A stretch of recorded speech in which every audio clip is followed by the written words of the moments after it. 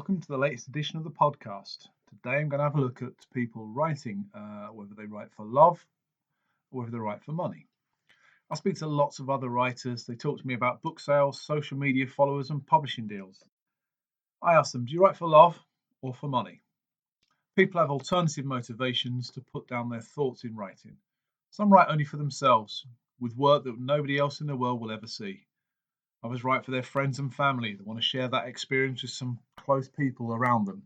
Others write because they feel they have a story to tell the world. They want others to hear what they've been through, or the story they've constructed in their head. They desire as many people as possible to enter their world for a short period of time. There's a big decision to make when writing. This is whether you write for love or for money. You can look at something that interests you or something that you think might sell a lot of books. Have a quick look at the difference. Writing for love. This is when you write from the heart. You have no consideration for whether someone will want to read the work you put together. You just produce something that you want to write. This means you get your thoughts or your story down on paper. What happens after that is anyone's guess. You just write it because you want to. The outcome is that you end up with something that you're happy with. You get to write the work that existed in your imagination to begin with. It's enthralling, I can tell you that. It lets all your ideas come out on the page. Something else happens too. It's easier to write. It flows because it comes from the heart. You just write what you feel.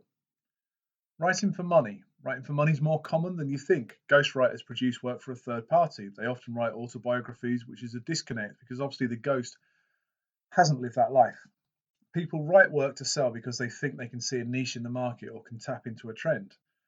As well as being a novelist, I'm a professional content writer. I write website content for people, books for people, and blogs too. Writing for money is harder to do. You have to understand and feel the motivations of your client or your target audience to make it believable and engaging. If you don't have the same feel or passion for the subject as they do, then you fall short and your work doesn't connect with them. But I don't think these are two different things. Not exclusively anyway. In creative writing, I believe that aside from ghostwriting, you should only ever write from the heart. If your job's to write for others, then so be it. Do your research, build your passion.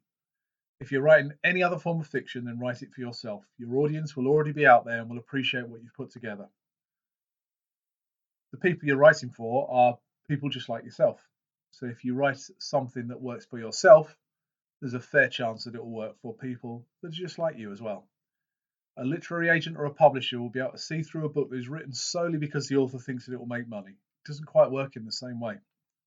If you're a new author, then always take the first route. Make sure you're writing the novel that you care about. Get into your characters, build the relationships and let it flow.